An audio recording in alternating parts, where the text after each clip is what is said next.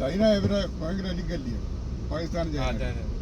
അവരത് അടച്ചു കളഞ്ഞാൽ അപ്പോൾ അവർ പറയും നിങ്ങൾ എന്തിനാ അതടച്ച്, നമ്മൾ ഞങ്ങളിത് അടച്ചു. അങ്ങനെ ഒരു പ്രശ്നം വരുന്നുണ്ട്. ഇങ്ങനത്തെ അവരാ ചെയ്തവരെ എന്തായാലും അതെനിക്ക് തോന്നുന്ന ഈ ഇസ്രായേലിന്റെ ടെക്നോളജി വെച്ചിട്ട് അത് ഈ പർട്ടിക്കുലർ പോയിന്റ് കണ്ടുപിടിച്ച് അവിടെ കൊണ്ടിട്ട് അടിക്കണം. അത് കാണും. പക്ഷെ ബാക്കിയുള്ളവർക്കൊന്നും ഉപദ്രവരുത്. കാര്യം പറഞ്ഞാൽ ഇവിടെ ആർമിക്കാരെ എല്ലാം ഒന്ന് അടിച്ചത് വേറെ പാവപ്പെട്ടവരില്ല, അതെല്ലാം അറിഞ്ഞ ആൾക്കാരാണ്. അത് ശരിയാണ്. വേറൊരു കാര്യമുണ്ട്, അവന്മാരെല്ലാം സപ്പോർട്ടാണ്. ഇന്ത്യയിൽ വന്നു കഴിഞ്ഞാൽ ഒരു മനസാക്ഷിയുള്ള 10 പേരിലൊരു 8 പേര് മനസാക്ഷിയുള്ളവരാണ്. ഇവർ ഒരൊറ്റ മനസാക്ഷിയുള്ള പാർട്ടിയിൽ ഇന്ത്യക്കാരുടെ. അവരെ സ്വന്തമായിട്ട് അവരുടെ രാജ്യത്ത് പിന്നെ സമാധാനം ഇല്ല, സാമ്പത്തികമായിട്ട് വളരെ ദരിദ്രമാണ്. അവർ പരസ്പരം അടിക്കുക. ഈ കാശ്മീർ പിടിച്ചുകൊണ്ട് അവന്മാർ എന്നാ ചെയ്യാനും? കാശ്മീരിലെ ആൾക്കാർ അവിടെ പോയി എന്നാ ചെയ്യാനും? ഇന്ത്യയിൽ ജീവിക്കുന്ന അവിടെ പോയി ജീവിക്കാൻ ഒക്കും? ഈ ഒരു ഇതില് എനിക്ക് എൻ്റെ അഭിപ്രായത്തിൽ നമ്മുടെ ഒരു കുറച്ച് ഭാഗന്മാർ പിടിച്ചു വെച്ചിട്ടുണ്ട്. പാക് ഒക്കപ്പെട്ടി കാശ്മീർ എന്ന് പറഞ്ഞിട്ടുണ്ട്. പണ്ടത്തെ യുദ്ധത്തിൽ അധികം തിരിച്ചു പിടിക്കും. അവിടെ എമ്മാരെ ക്യാമ്പ് മൊത്തം POK എന്ന് പറയും, പാക് ഒക്കുപ്പൈഡ് കാശ്മീർ.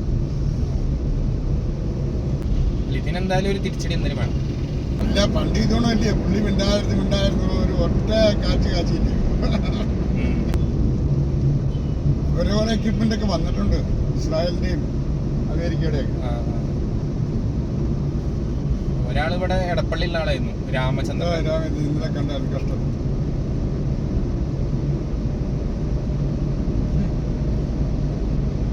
ഇതേ അമ്മമാർ നോക്കിയതേ ഇന്ത്യയില് പരസ്പരം ഒരു അടി ഉണ്ടാക്കാനുള്ള പരിപാടി അവർ ഒപ്പിച്ചതാണ്. അത് ശരിയാണ്.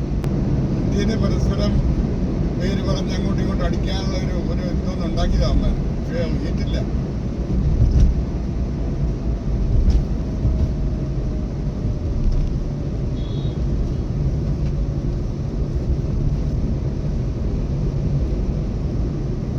എന്നാലും 100 പേരെ ഒരു 10 പേരെങ്കിലും പറയണ്ടേ നിങ്ങൾ ചെയ്ത് ശരിയല്ല എന്നാ അവരുടെ നാട്ടിൽ. അതൊന്നുമില്ല, എല്ലാവരും അവർക്ക് സപ്പോർട്ടാണ്.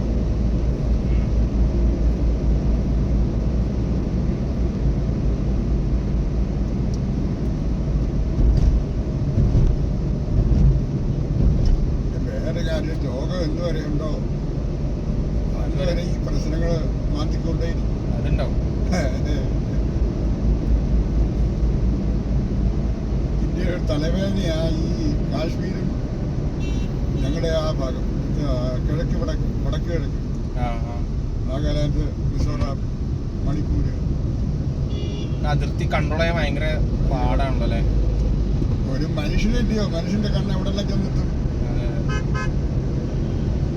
നമ്മളെ ഗവൺമെന്റിനെ കുറ്റം പറഞ്ഞിട്ട് കാര്യമുണ്ടോ? ഗവൺമെന്റ് ഓപ്പോസിറ്റ് പാർട്ടിയിൽ പറയുക ഗവൺമെന്റ് ഇന്റലിജൻസ് ഏജൻസി എല്ലാമാരും അവർ ചിന്തിക്കുകയാണ്.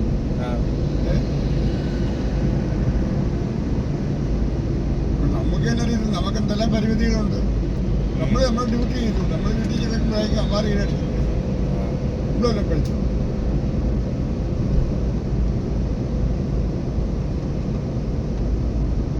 നമ്മളൊക്കെ ഇവിടെ ഇങ്ങനെ കിടന്നുറങ്ങണതേ, ഒന്നാമത് ഇവിടെ ഒരു സൈഡ് കടലായതുകൊണ്ടുള്ള ഒരു പോസിറ്റീവാണ്. കടലായതുകൊണ്ട് അമ്മാർക്ക് കൂടി തോന്നാന്നേ.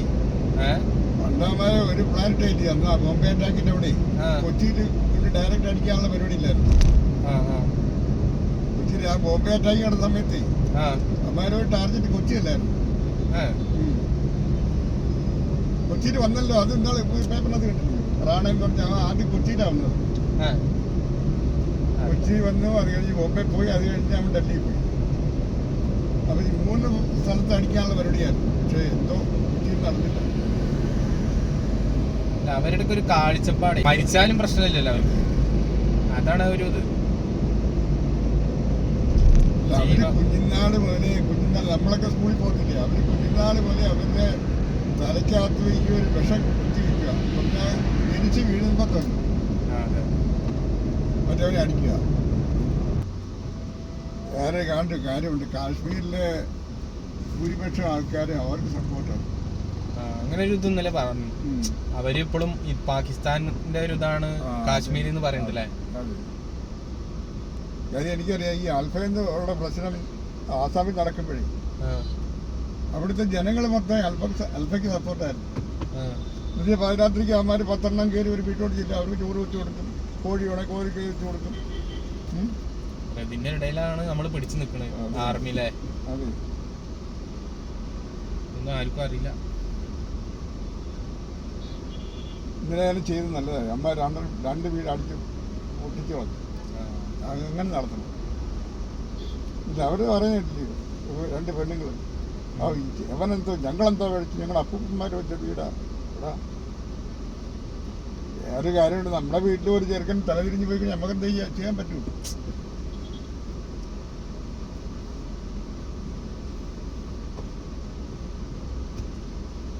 വളർന്നു വരുന്ന ഒരു ഇതാണ്. ഇനി ഇത് കൂടുതലല്ല, കുറയത്തില്ല. ഒരു യുദ്ധമാവും ഇങ്ങനെയാണെങ്കിൽ. യുദ്ധമായി കഴിഞ്ഞാൽ പിടിച്ച് നമ്മുടെ കക്ഷത്ത് വെക്കണം കുറഞ്ഞാൾ.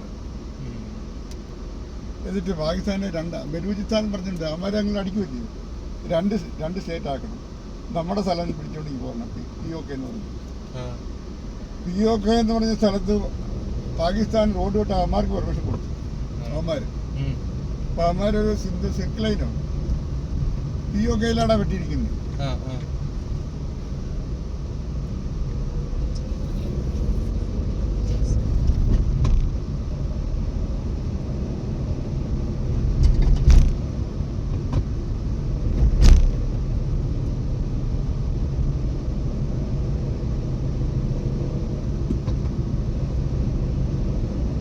ഈ വന്നവരൊക്കെ അതിർത്തി വഴിയാ വന്ന്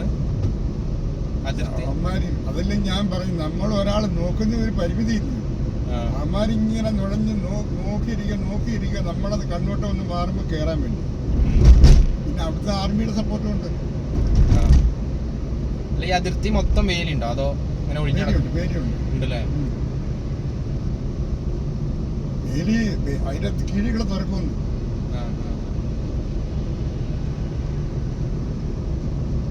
ഡിജിറ്റലായിട്ട് എന്തെങ്കിലും വേണല്ലേ ഈ സെൻസറിങ്? ഇസ്രായേലിന്റെ ടെക്നോളജി വേണം.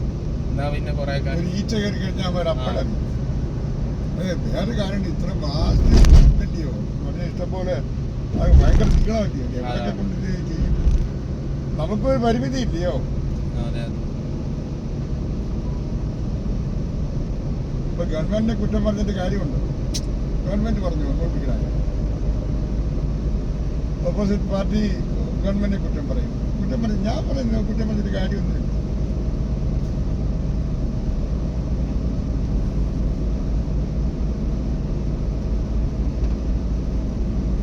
ഇങ്ങനെ ആൾക്കാർ ഇപ്പൊ അടിക്കും നോക്കി അടിക്കുന്ന സമയത്ത് ആ ഒരു കുറ്റം അറിയത്തില്ല.